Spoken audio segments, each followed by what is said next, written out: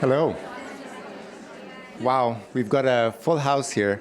Thank you all for coming and for being here today.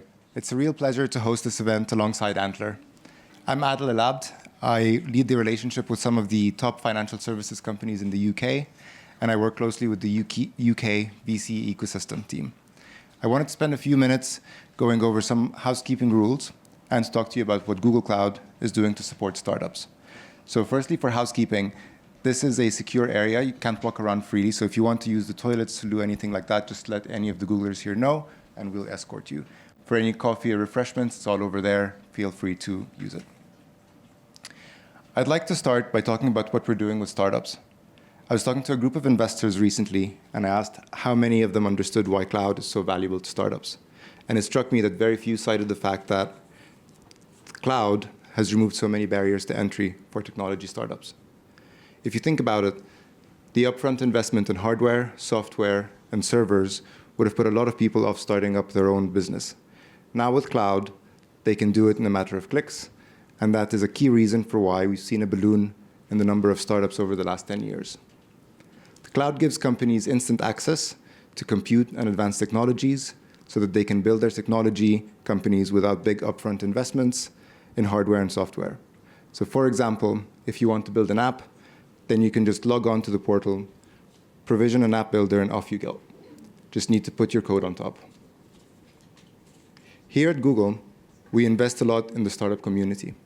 This ranges from our large investment arms of Alphabet, for example, Gradient Ventures, Capital G, and Google Ventures, to more on-the-ground support like our accelerator programs and startup schools. Our biggest investment in startups is the Google Cloud Startup Program. Through this program, eligible startups get access to training and expertise, business support, workspace licenses, Maps credits, and a startup success manager to help them navigate through Google. The biggest benefit of this program is access of up to $200,000 in Google Cloud credits across 2 years. We also have Web3 and AI-specific versions of this program where startups get access to up to $350,000 in GCP credits. A notable mention here is Revolut. They were on the Google Cloud for Startups program 6 years ago, and now they have scaled to 40 million users on Google Cloud. If you have any questions about these programs, please feel free to ask myself or the team of Googlers in the room. There's also a QR code here behind me, which will take you to the landing page for the program. Today, we will be having a full schedule of talks, workshops, and networking sessions. We hope you enjoy the day, and with that, I'll hand over to Jed. Thank you.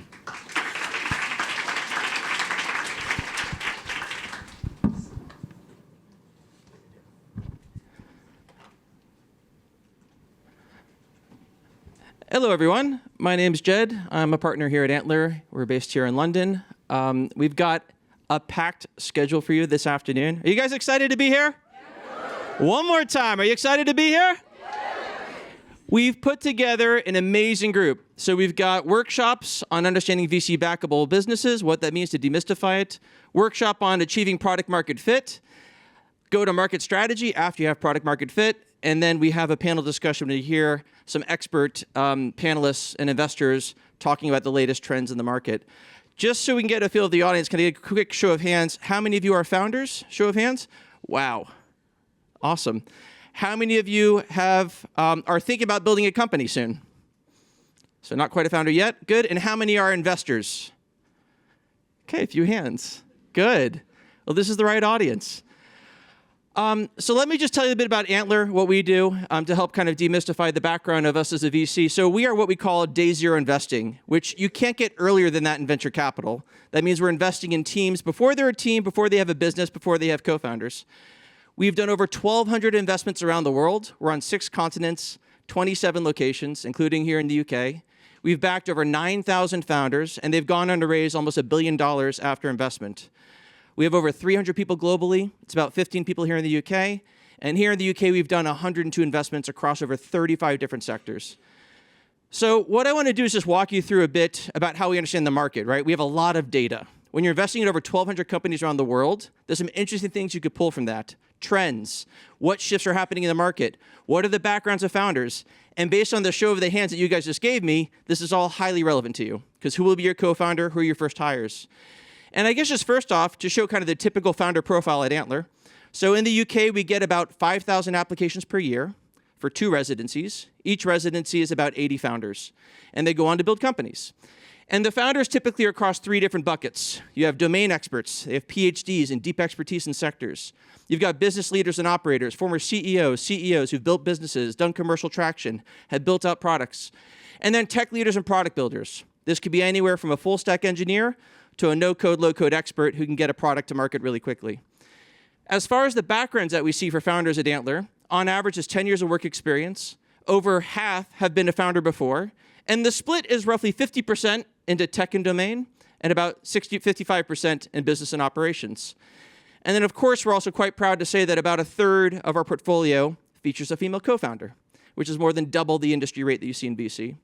And on the top right, you can see some of the backgrounds of the founders. Many of you are probably similar. Maybe you've been at a high-growth startup before. Maybe you've been at a large tech company. Maybe you just have a very different background in a different career in a different industry. So this is kind of the UK view. But what I'd like to do is to walk you through the global perspective, what we're seeing with the trends, the data. And again, this is from doing this across 6 different continents. The first thing when we look across Europe, again, looking at early stage, is what we did is we did one of the broadest studies across European tech founders to date. And then we overlapped it with our investments across 300 startups across 10 different European geographies. So that's what I'm about to share with you here is the findings from overlapping those 2 things. So the key insights I'll walk you through is number 1, founder backgrounds. What are we seeing as the typical background of founders and co-founders, and how is that changing? Number 2, what are some key insights on the industries that are getting initial traction? And then lastly, trends for the future. What are we seeing? Where are things going? What is exciting about coming around the corner? What are the big trends for tomorrow? So we'll walk through founder backgrounds. First off, in unicorns. So by the way, 12 years ago, there were 8 unicorns in the UK. Now it's about 50. Huge change, right? You have many more experienced startup entrepreneurs. We have much more capital here. Sequoia Capital, Andreessen Horowitz have all opened up locations in just the past couple of years here in London with a UK-based team investing in Europe. When we look at aspiring founders, 72,000 founders are starting a new business and have applied to Antler residencies since 2020. So this is the data that we're pulling from. And then we've had 2,600 founders who've started a new business and participated in the Antler residency. And that's yielded 270 portfolio companies across the European regions that I just mentioned. So here are the insights. First off, London is Europe's unicorn founder capital, with 23% of those founders coming from this market alone. 43% of unicorn founders come from overseas, the highest in Europe. Let's do another show of hands. How many of you are not from the UK? That's majority of the room. And my hand's up too. I moved here 12 years ago. You can tell by accent. Huge, right? This is the trends. This is what we're seeing. And so it's quite normal to have a co-founding team mix that's very diverse. And then lastly, London has a high number of unicorn founders from corporate and banking backgrounds.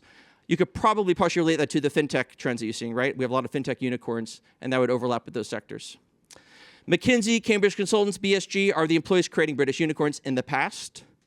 And then Oxford, Cambridge, and Manchester are the universities creating British unicorns as well up to date. Fun little fact is that Cambridge graduates have created the most startups that have raised 10 million or more in funding. Interesting. And so there's a lot of exciting development here in terms of the talent, both from the industry and also from institutions and universities. So the key findings. European tech unicorn founders have created world-class businesses, but they're notable for their homogeneity. 4% are women. That could be better. I think we can all agree, particularly with this audience. That is too low. It takes time to fix this and get in the right direction. 39 nationalities. I think we've also established just by the hands in this room, that's going to continue to increase. We see over 55 nationalities in the UK.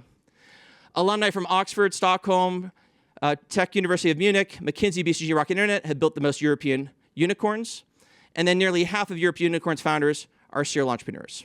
Okay? That's the baseline of where we are today. Just under 40%, upper 30s. And then, of course, within the European founder engine, we've got high founder talent density. And so 40% of the unicorn founders come from 20 universities and employers. That's it. Just 20 define the 40% of the unicorn founders. And you can see some of the backgrounds here that they come from in universities and corporations. Okay, so now let's talk about where the world is going. That's kind of the picture and the story to date today. An increasing proportion of successful founders are coming from the startup ecosystem. And so we call this the flywheel. And it's what I mentioned earlier. 8 unicorns to 50 unicorns in London in the last 12 years. That results in more experience, more founders who have more VC-backed backgrounds. 35% of pre-2015 unicorn founders come from that background. 43% will be post-2015. And currently, 2/3 of Antler founders come from that background. The number of founders with tech backgrounds is also increasing. Before 2015, it was only 20%. 30% since 2015. And at Antler today, amongst our founders, majority. And of course, with applied AI and all the big changes happening with technology and artificial intelligence, you'd expect that to continue. It becomes a necessary skill set to have amongst the co-founding team. This is also the most diverse generation of tech founders ever. When we look at the higher percentage of European tech founders are women. So across Europe, you can see the increase here, growing to Europe's aspiring founders about 25%. And as I mentioned, over 35% of Antler's portfolio companies feature a female co-founder. I think that's worth an applause. These are trends in the right direction. This is where the world is going. I fully believe this number will get to 50%, hopefully even above. That's totally fine. But we're going in that direction. And then, of course, for nationalities, I think you get the picture here of what's happening. 39 nationalities for European unicorn founders. From the aspiring founders that we see at Antler, it's over 150. Incredible, right? Mobility. People wanting to come to the UK to build a business. And you can see the backgrounds here, nationality on the bottom. Over 80 nationalities are represented in our global portfolio today, 156 across all the residencies. What's interesting is the recent downturn has been accelerating this trend. Now, this part's kind of counterintuitive, but it's something that history has taught us, is that during periods of uncertainty, what happens? That's when the best startups are created. Why? Because there's exaggerated pain points. I'll walk you through some examples of that. But now is the time to build a startup. And this is always a weird thing to kind of say to founders and entrepreneurs, because a lot of you might be thinking, I have grit, I have passion, I want to solve this problem. But a lot of your chances for success are related to macro factors, things completely out of your control, things about timing and when the market is right to build the business. So we've seen a huge increase in the number of founders after company layoffs. Not surprising. And there's some fantastic talent there. And these are the backgrounds and the different companies that we're seeing. As these companies go through periods of uncertainty, what happens? They become defensive. They bet less on innovation and growth. The teams get smaller. And then those people become the future founders that you see in the European ecosystem. Walk you through one example, Blend. Blend's a team that we backed recently. Exciting story. 2 female co-founders, including a CPO from Ukraine. And they're a tech-enabled platform that automates onboarding and saves manager times. How many people have worked in restaurants and hospitality? Show of hands. I'm surprised. That's it? OK, looks like about 10%. My hand's up. I worked in a restaurant once. The onboarding process, as you can imagine, is horrible. Horrible. It's paper-based. It's not digital. Super high churn. And with the recent advancements of Brexit, huge talent shortage. There's a lot of revenue missing in the hospitality industry because they don't have enough staff. So Blend has created a platform to solve this problem by basically making a TikTok-enabled service, basically video engagement, for early employees to make it more fun, more engaging, so they can learn what they need to do in the first 3 months. It also frees the manager's time, so they're super excited too. And we expect it'll dramatically improve retentions of employees. All really exciting things. So the progress since Antler's backed, giant market, 300 employees are now using Blend, huge reach with the existing customers, over 2,500 employees. So Antler invested $120K back in January 23. They've since gone on to raise an angel bridge round of $210K. I think it was actually $300,000 where you guys ended up. Making great traction, backed by some industry leaders in the space. Great example of a co-founder team with female founders making a big impact in an industry that's overdue for change. OK, so hopefully that gives you a picture of founder backgrounds and how the world is changing. Now let's talk a bit through industries of traction. So here in the UK, we have 102 companies in our portfolio.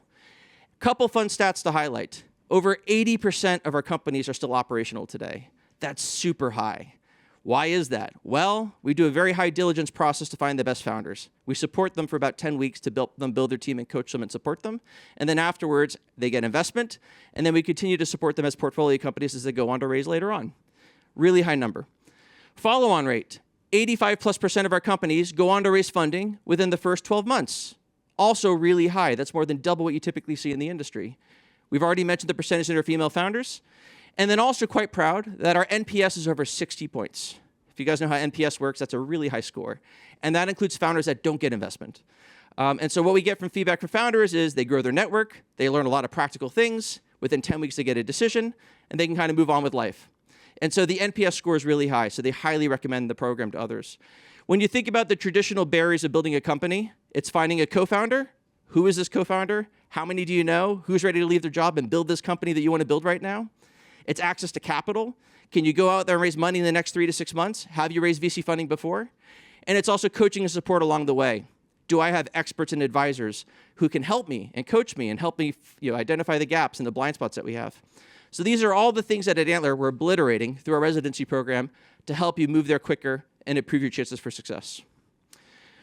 On the industry side, we're industry agnostic. We've invested in over 30 different industries. You can see the mix here. I love this chart because it truly shows an industry agnostic approach. We also do direct investments. So if you do have a team that's already formed and making progress, we also invest at the seed stage. So all the things that I mentioned earlier about how we can help add value, definitely reach out to us as well. But if you're looking to build a company from scratch, obviously that's the majority of what we do. So some of the key findings. Across the 35 plus industries in our portfolio, you see a highly diversified impact through the founder fit through the residencies. This is the backgrounds on nationalities, gender, and also industries. We have outlier performance for our portfolio versus the usual pre-seed indicators. Over 80% get funding within 12 months, right? That's more than double what you typically see in the industry. And then the founding teams benefit from the UK and global portfolio support. When you're in 26 locations, 6 continents, and we have 600 plus advisors around the world, we can quickly connect and help you connect with other investors, customers, and help you get traction. All right, last topic, trends for the future.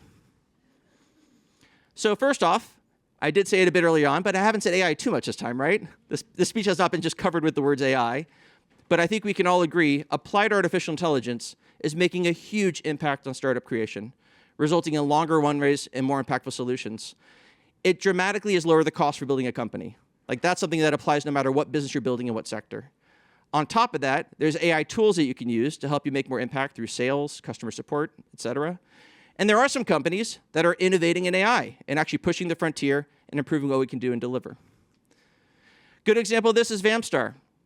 So Vamstar is a team that we backed in one of our earlier cohorts. You can see here they've done over 3 million ARR since 2020. They had a 6.5 million pound Series A round. They've gone on to raise over $10 million.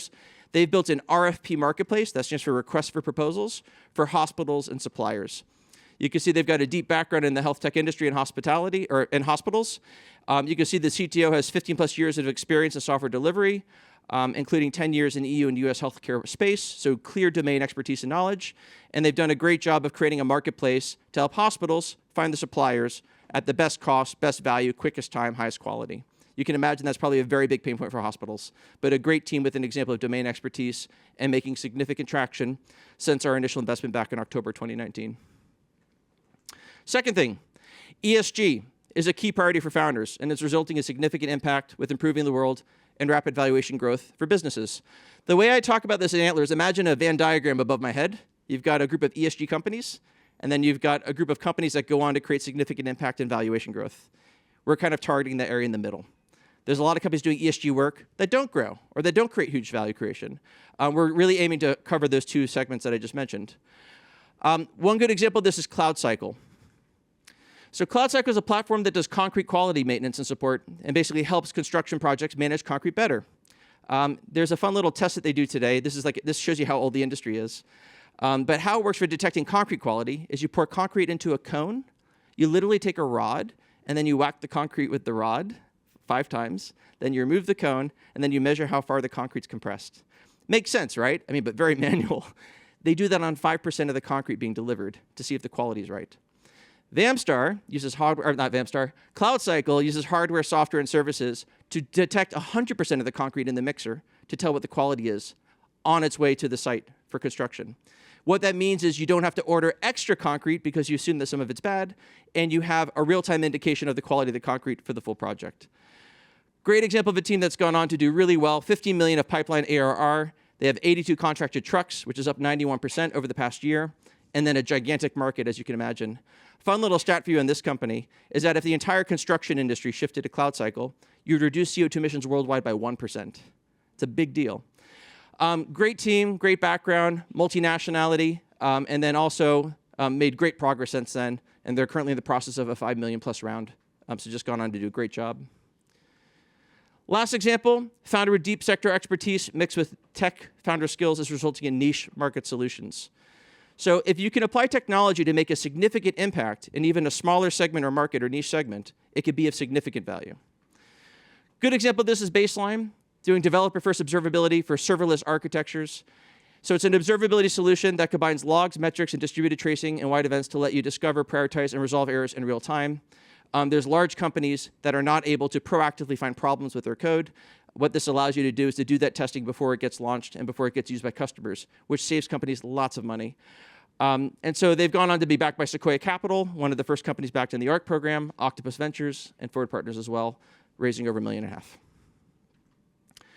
So I hope that helps kind of bring some context. Again, I'm trying to bring real examples, real companies, real founders to help bring to life what we're seeing in terms of trends on founder backgrounds, the industries that are exciting that have recent traction, and then also some of the trends of the future with where we're seeing it.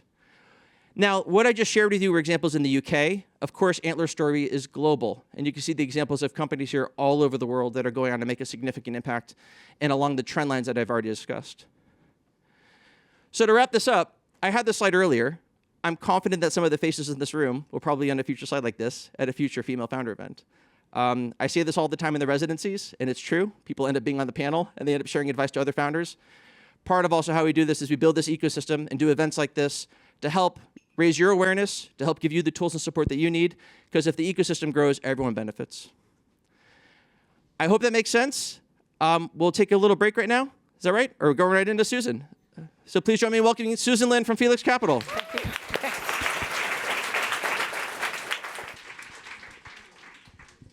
Hello. You might notice I'm not Susan Lin from Felix Capital. My name is Sophie Winwood. I am the CEO and co-founder of WVCE. We are one of the partners of this event. We are a community and platform for women in venture capital.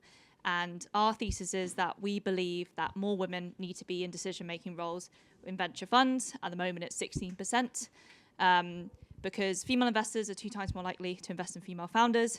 We know the stats that we love to hate. Only 2% of venture capital funding goes to female founders. We're doing everything in our power to get women to the top via within funds, starting their own funds, and with the hope that that will flow down into more funding to female founders. I have the fantastic job of introducing Susan Lin. She is an absolutely incredible woman and also a very, very big part of our community. She's got 15 years of experience of advising, investing, and working companies across consumer and technology. She is currently a partner at Felix Capital, which is a fund that focuses on the creative class. If you look at their portfolio, loads of investments that you will recognize: Oatly, Deliveroo, Farfetched, big, exciting consumer brands.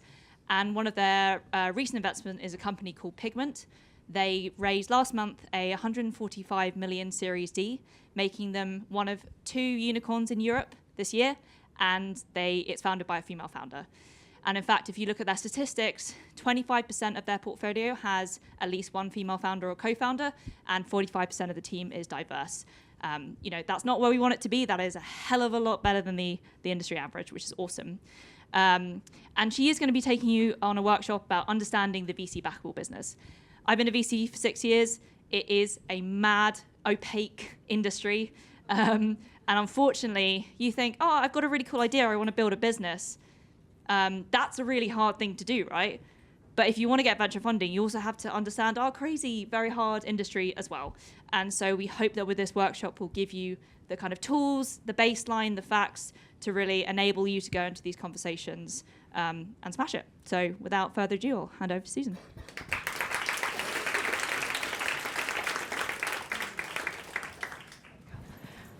Thank you so much, Sophie. I hope I live up to the expectations you set there. So I wanted to talk to you today about sort of navigating the VC landscape. And as Sophie was saying, it's actually quite an opaque, mysterious community. It's quite a small industry as well, and I really wanted to help demystify some of that. Before we get started, actually, just quickly in terms of the format, this is meant to be very much a workshop interactive session.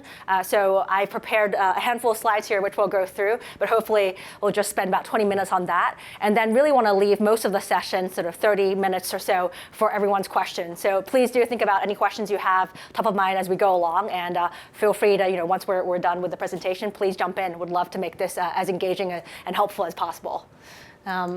So just to start, really quick background on myself. Sophie actually mentioned most of the highlights, but my accent is very confusing. I lived around a lot of different places, but I'm originally Australian Chinese. I spent about 12 years living and working in the US. It's where I started my career, actually mostly in the San Francisco Bay Area, which is obviously a strong ecosystem for tech and tech talent. And then I've now been in London for the last 8 years. I've spent about 7 years, in the past 7 years, as an investor, both actually at early stage and growth stage funds. In the last sort of 5.5 years, I've been at Felix, but before that was at a later stage firm. And then before that, actually really spent most of my career more on the operating side. So spent about 10 years as an advisor, working with high growth consumer and tech companies, and also spent time as an operator at 2 different startups in San Francisco. And then I've also actually been, which I don't talk about very often, but I thought it might resonate with this community. I was also a startup founder myself. I had a small company, a small startup that unfortunately failed back in 2012 in San Francisco. It was a very humbling journey, and so definitely don't say that to say that I have any answers, but I think at least gives me some perspective and empathy for the journey that you're all on. And then lastly, just in terms of Felix, as Sophie mentioned, we're a venture firm for the creative class, which means actually a lot of things, but we invest at the intersection of lifestyle and technology. Really, our mission is to support entrepreneurs who are looking to create category-defining companies in different industries and to build great brands and great products that stand out and help move the world forward.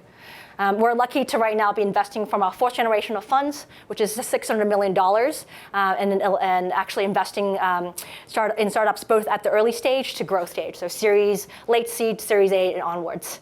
And as Sophie mentioned, I think our team makeup, our investment team is actually 50-50 across genders, and that's sort of reflected, we think, in the portfolio, where we don't have any quotas, but we definitely are conscious, and we have more work to do, but we think we're making a good start here. And actually, we have backed 2 female founder teams that have gone on to become unicorns. One is Pigment that Sophie mentioned, which is, I think, one of 2 unicorns this year. It's a French company that's really reinventing business planning and forecasting, looking to sort of take over Excel. And another one called Majuri, which is in the women's jewelry and accessory space. So starting off with VC, I wanted to actually just go a little bit back and set the scene of what is venture capital. So venture capital, defined by the Oxford Dictionary, is capital invested in a project in which there's a substantial element of risk. It's in an either new or expanding business. And so I wanted to lay out actually the different types of funding and capital that's available, because there's a lot of different words that are thrown around often, and it can be quite confusing. And so I've actually shown this on a chart that shows, when investors think about investing in a company, what they're thinking about the 2 elements, which is one is the potential size of the return, and the other is the level of risk. And so when someone is starting a startup, and having been there 10 plus years ago myself, I think there's a few different options. Obviously, there is the option to go down sort of the venture capital or angel funding route, and then maybe raising from institutional funds further down. There's also options of actually self-funding or bootstrapping through revenue, and there's also options like Kickstarter, where you can actually fund yourself through sort of advanced orders from customers. And then as a company scales and actually you start monetizing, you see other options come along as well. So there's the traditional bank loans and debts, which have obviously been a very old, centuries-old business.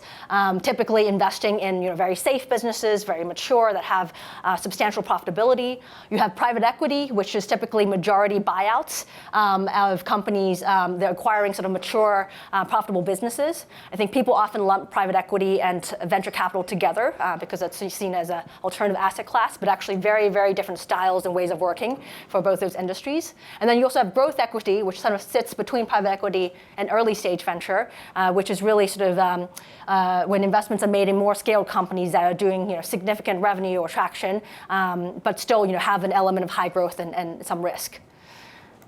So we're very biased, of course, being now on the VC side, but we think venture capital has had a really important part to play in the overall ecosystem and the overall economy. I'm showing a list of examples of some of the largest companies today, which have all been formerly venture capital backed. And actually, historically, there's been very few funding alternatives outside of VC, particularly for companies that have required significant R&D to get started. So think about anything in, historically, more in the software or tech side, or in the hardware side, or in biotech or pharmaceuticals. So companies like Apple, Tesla, Google, NVIDIA, and the list goes on. And it's actually accounted for, VC-backed startups have accounted for 40% of all US IPOs across the last 30+ years, 60% of all tech IPOs, and 60% of total US market cap today. It's also, they're also responsible for about 80% of R&D spend.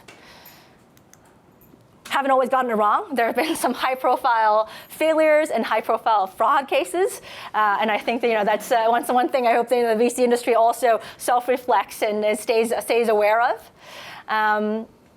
And it's actually important also to say that's not the only way to start a company. So obviously, there's a huge amount of SMBs, in this country, 6 million alone, that have obviously been sort of self-started and bootstrapped along the way, but also some, enormous success stories that have started that way. So MailChimp, which launched in 2001, obviously doing email marketing and newsletters, it was bootstrapped for 20 years.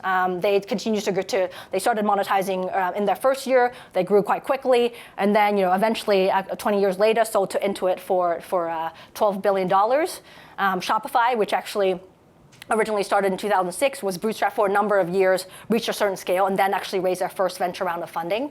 And then, on the consumer side, actually, companies like Cliff Bar, which was, founded in the 1990s by two really passionate mountain bikers and bakers, who again started themselves, started monetizing and grew very quickly. I mean, they doubled. People usually think, only venture-backed companies can grow at sort of 100% year-on-year growth rate, but they actually managed to do that themselves profitably, and then ended up, many years later, selling to Mondelez International for close to $3 billion. Just to talk about the different stages of VC, because again, there's lots of different terminology and different nomenclature thrown out there. So typically, we think about them in sort of different stages.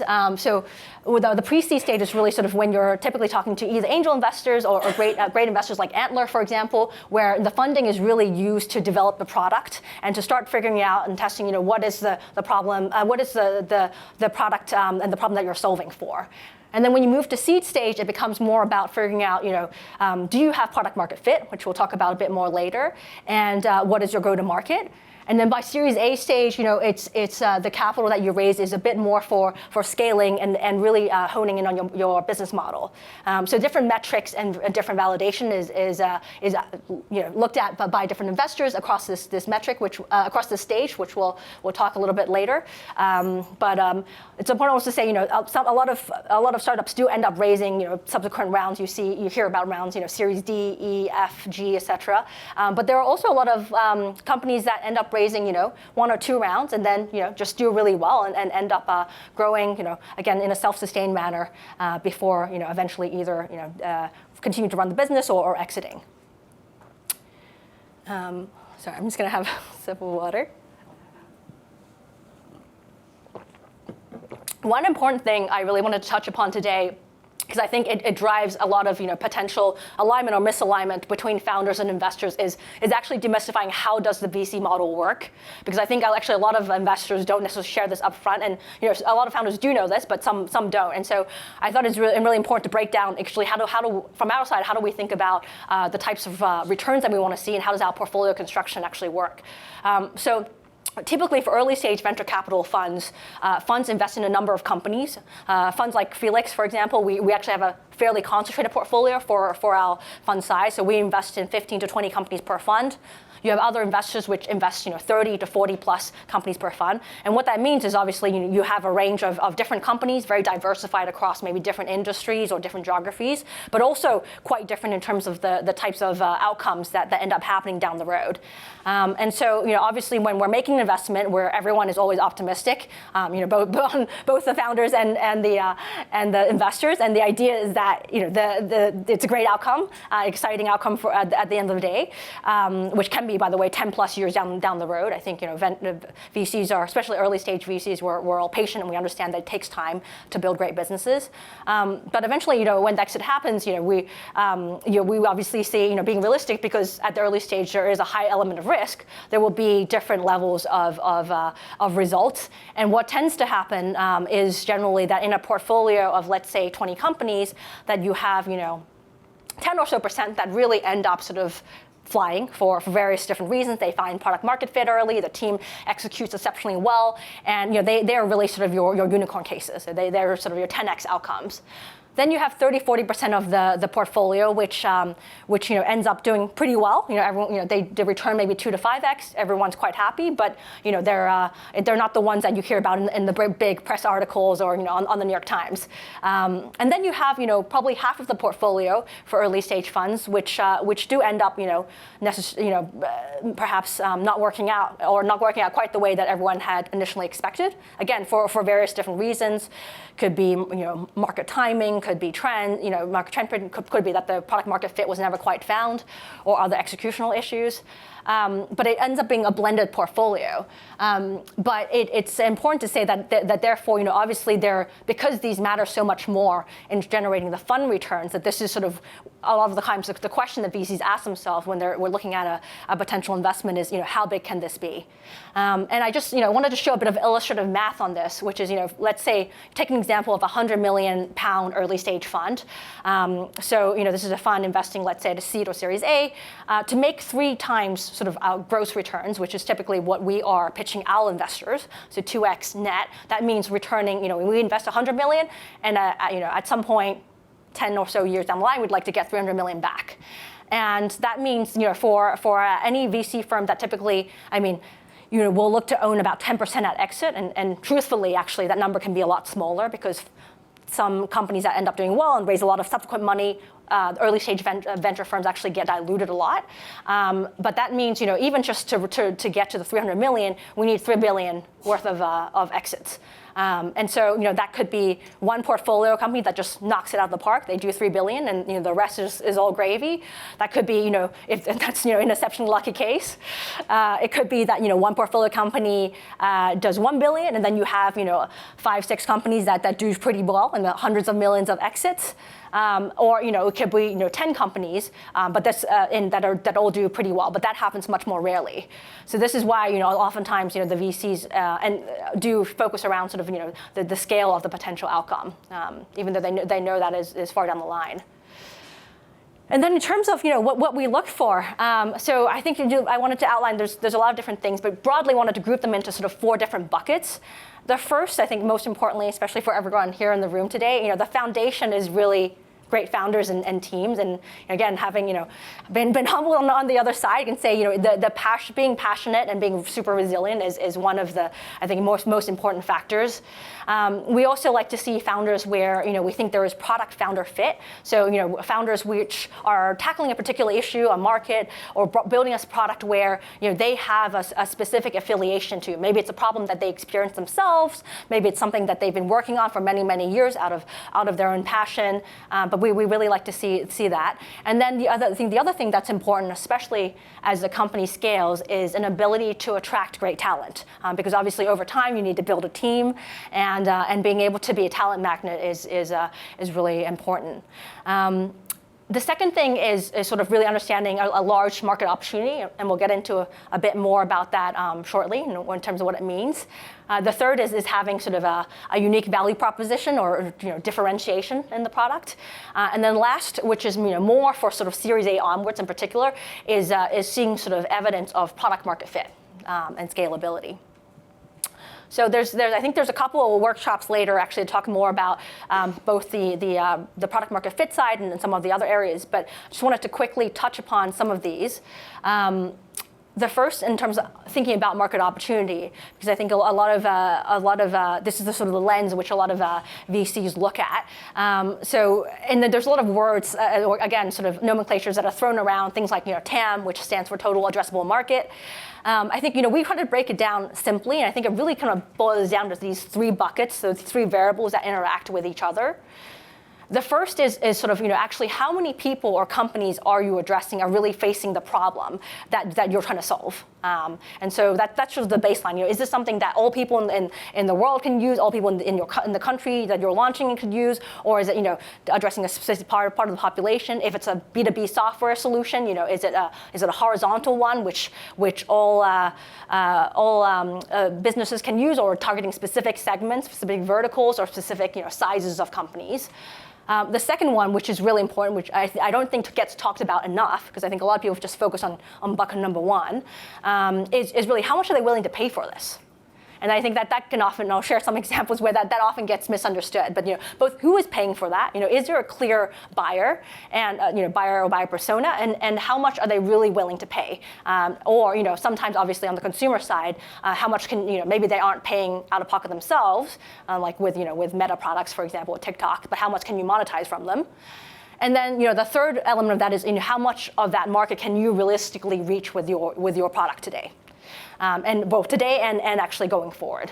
And obviously, ideally you see a path to expanding that addressability. I just wanted to highlight some market opportunities, because I think both shows actually how some VCs often get it wrong.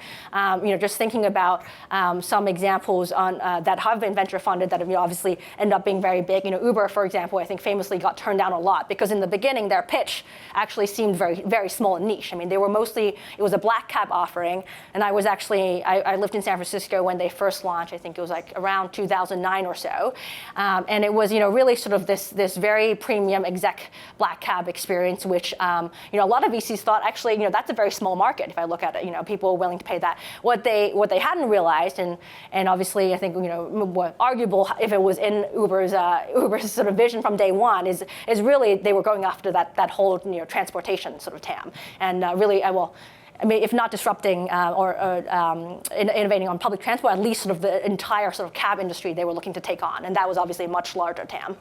Spotify as well, I know, famously got turned down a lot in sort of fundraising their seed round in Europe back in the day, and ended up getting an investment from Creandum, which is a great seed fund.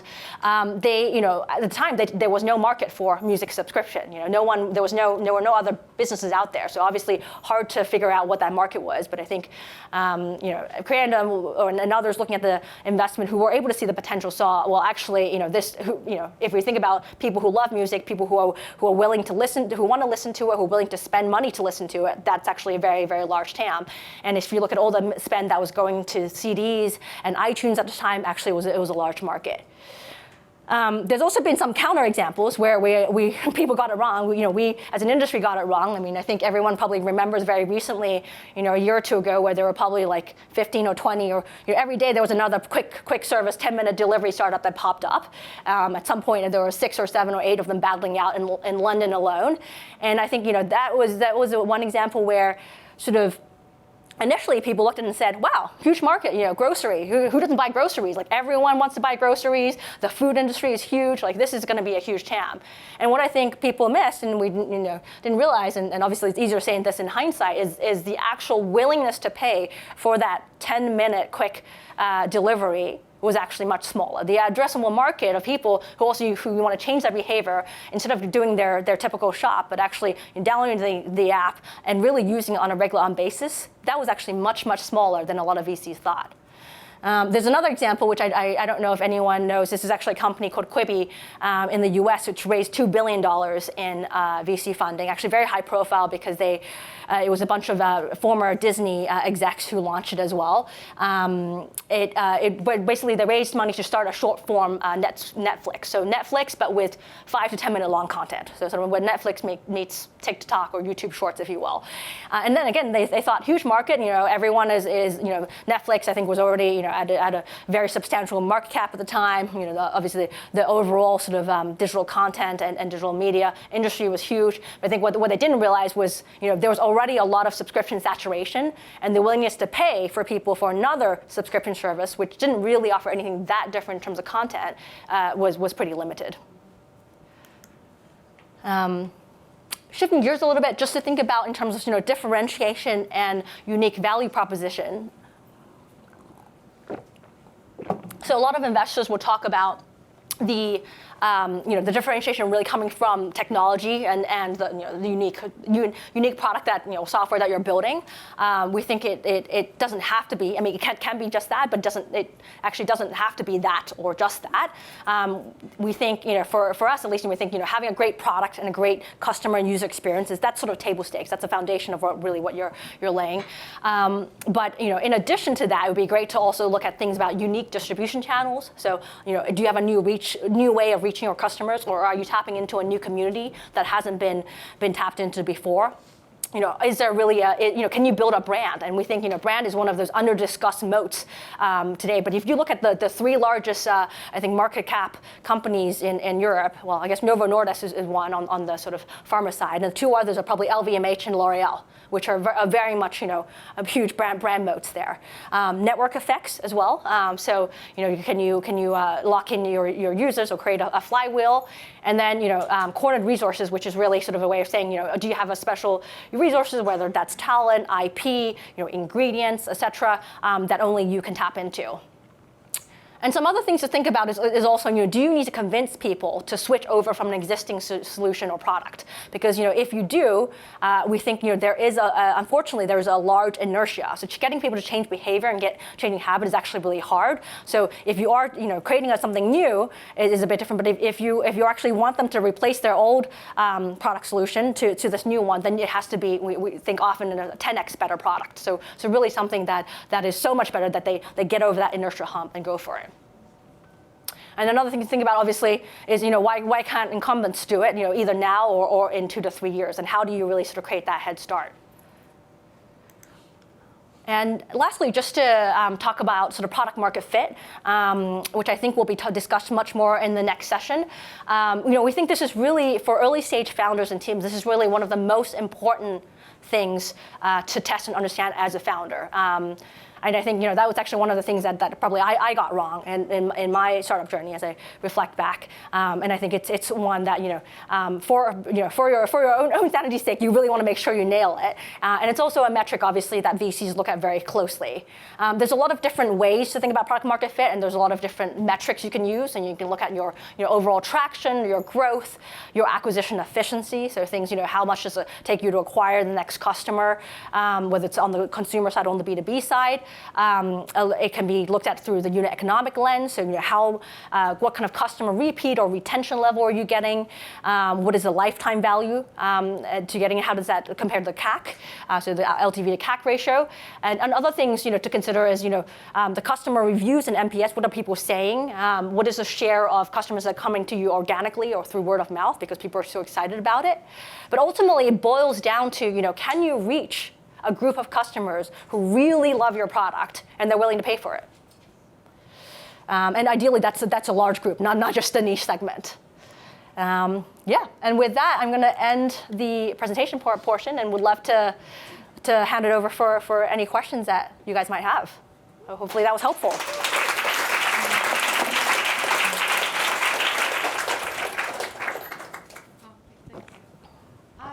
Hello. Just one question. There was on a slide deck such a note which was like a product founder fit. Could you elaborate more on what you mean by this? Yeah. So I think, there's no, so the way we look at it is really, why is this, because the founder journey, and again, you're having actually myself and my 3 other partners at Felix, we've actually all been former founders or operators at some point. And we've certainly seen it from our own portfolio as well. The journey is, it's It's long, it's tough, there's lots of bumps in the road. Even the ones that look like they're runaway successes, when you look at it from the inside, you'll see that there are a lot of moments of uncertainty. And I think to really persevere through that, I think it takes a lot of resilience, but also it takes a lot of passion for the problem you're solving. And so I think when we look at the question we ask ourselves is particularly on the early stage side, because obviously on the growth side the business is much more mature and a lot of the numbers speak for themselves. But on the early stage side, why is this team or these people, why are they doing what they're doing? Like, what's really driving them? And I think product founder fit is sort of the idea is like there is a reason. It's not just they woke up one day or they at some point you had a lot of these sort of you had some founders who were very sort of ex-consultancy who came at it with like, this is a large market opportunity and therefore I'm going to tackle it, and which some of them actually, by the way, ended up being quite successful. So nothing against that, but I think at least in the market today where it's much more competitive and there are much more companies being started, I think it takes a bit more. And so the question is why are you doing what you're doing, and is it that you either have unique insights to the problem that you're trying to solve or unique insights to the solution that you're hoping to bring to that problem. And that could be that you've been in that industry for a very long time, you understand it, you've done a few sometimes you can have serial entrepreneurs who were unsuccessful in the first few times going after a specific market, but they keep on trying and eventually hit something. Or it could be that they really resonate with the problem. I have one of my portfolio companies which was actually also started by a diverse team of 3 founders. One is a woman, going after menopause and fertility, and actually all 3 of the founders actually experienced issues around that. So it's very, very personal to them. And then you have others, who are coming at from the solution side. Maybe they've spent many years in researching a specific topic and really feel like that's the right way to solve a problem. There's a couple hands here. There's a couple, hands. Oh.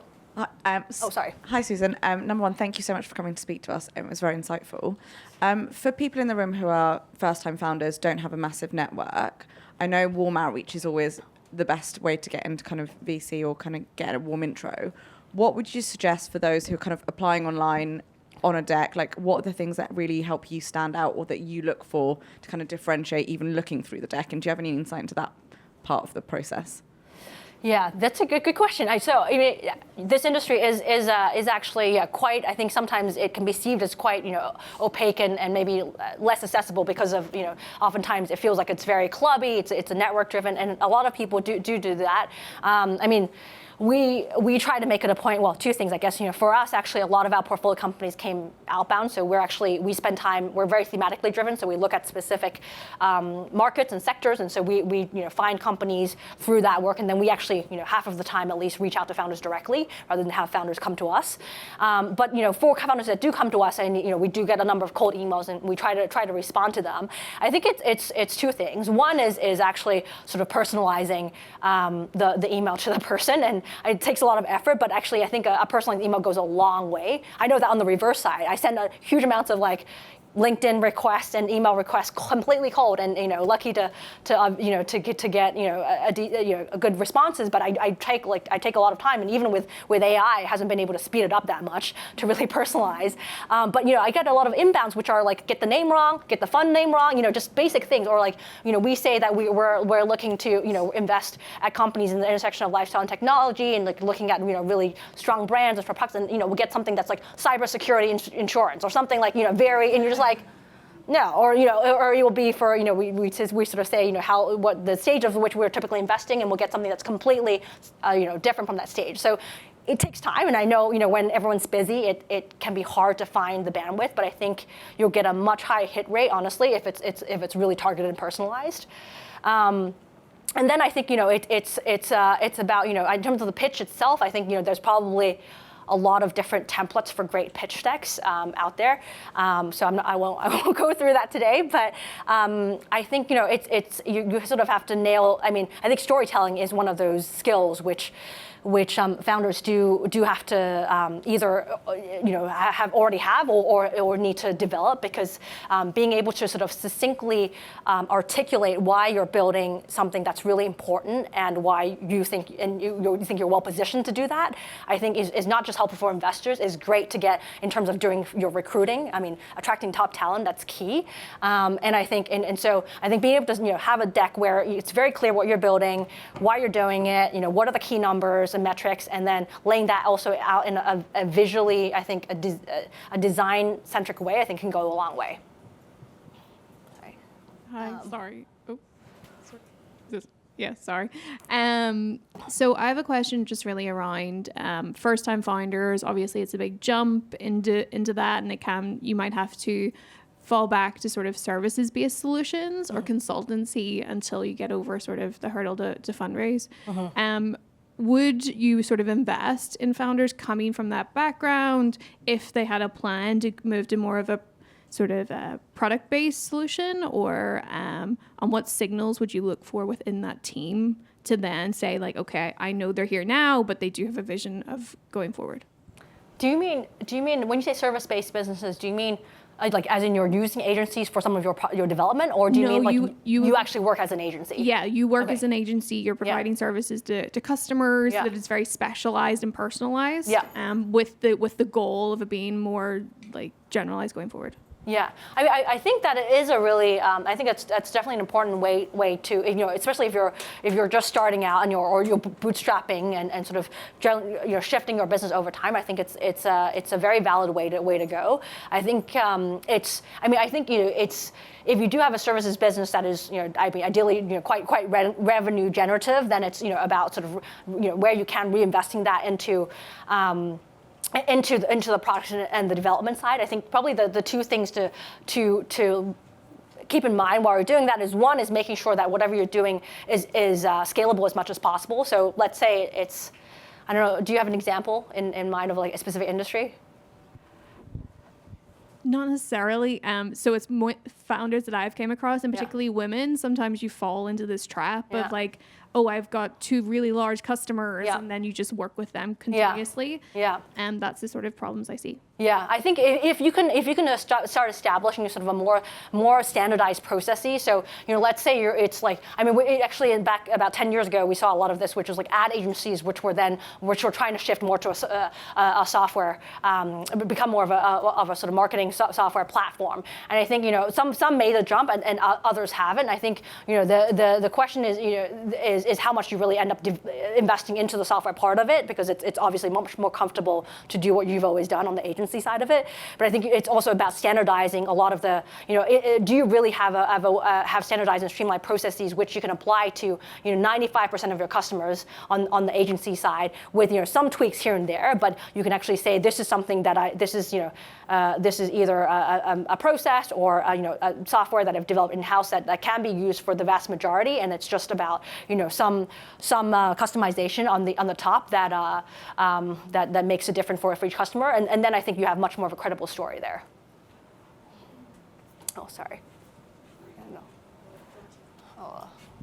Thanks so much. You talked about returns, and you talked about the proportion of the portfolio you have invested in those 3 categories. Can you also talk about time to return, and specifically about when, as a startup, you are ready and mature enough to take VC funding because you're within that time to the exit that you're looking for?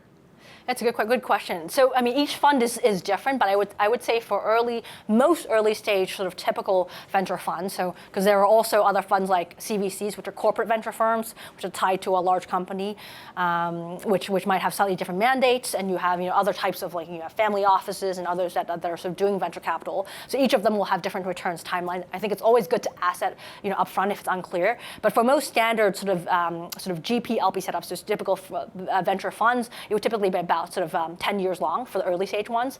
Growth funds and private equity funds have much shorter timelines, so typically they're looking more to 5-6 years.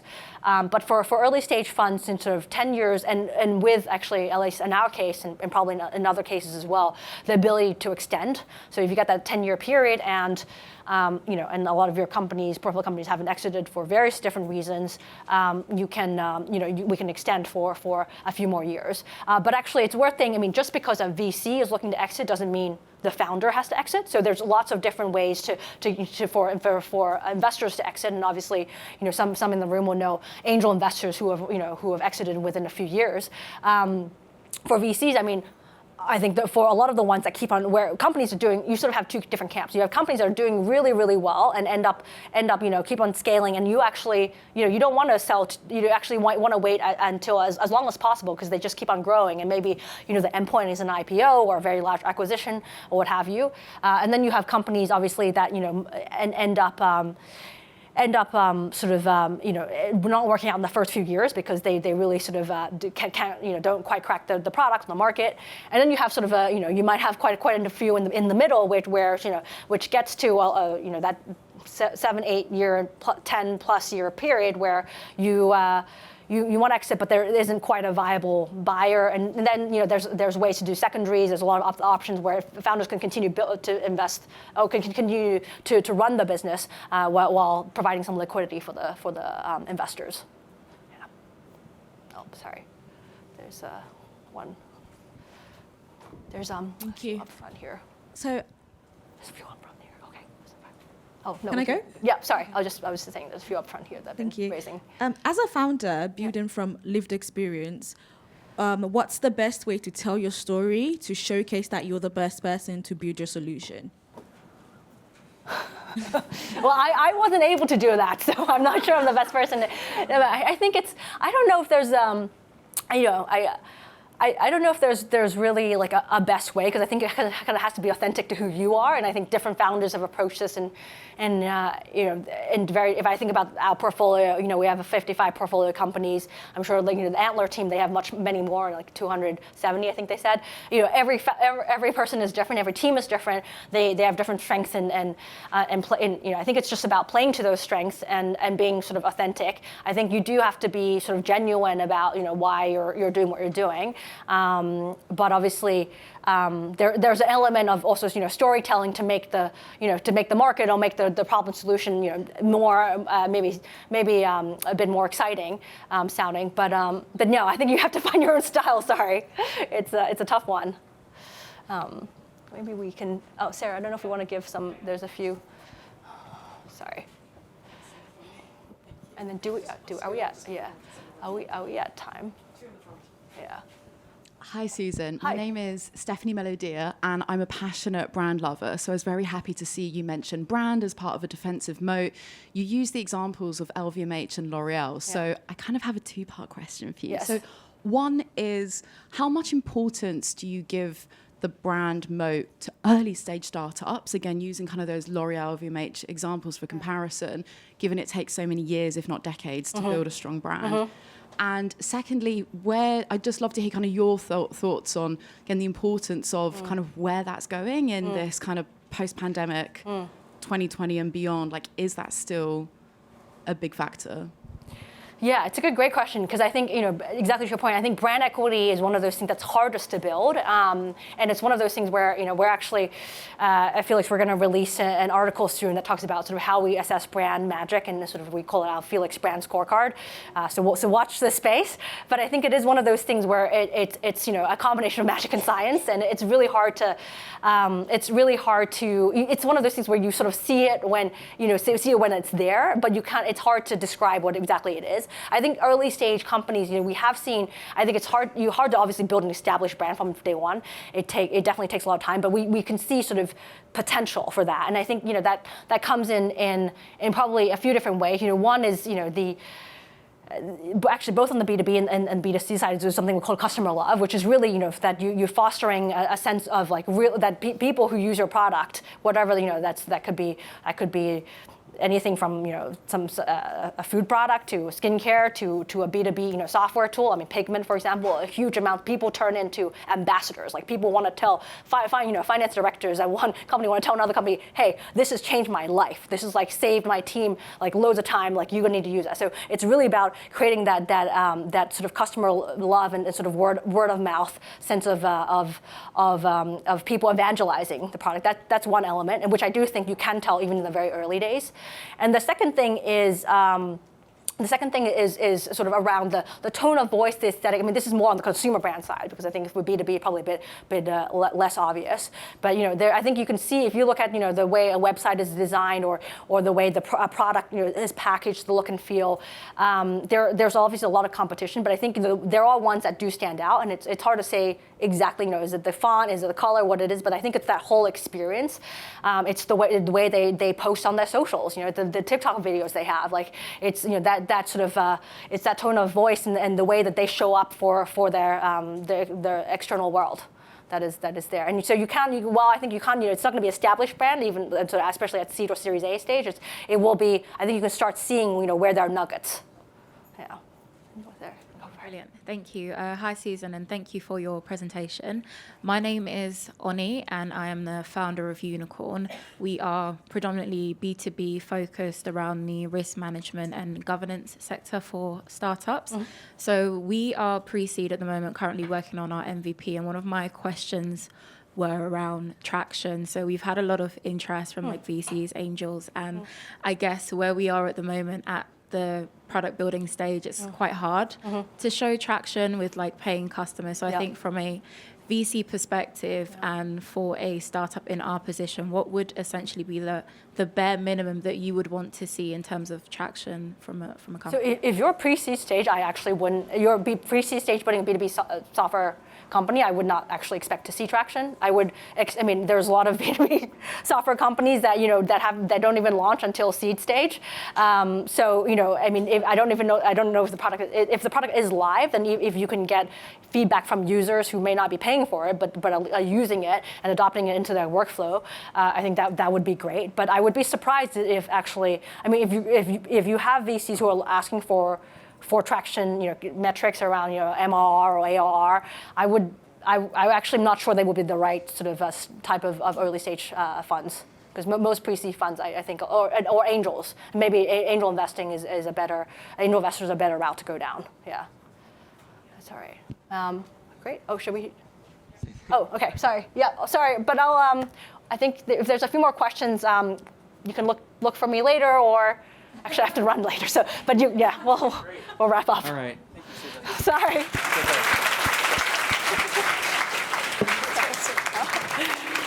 Sorry. Is this one here? There we go. One more time, guys. A hand for Susan.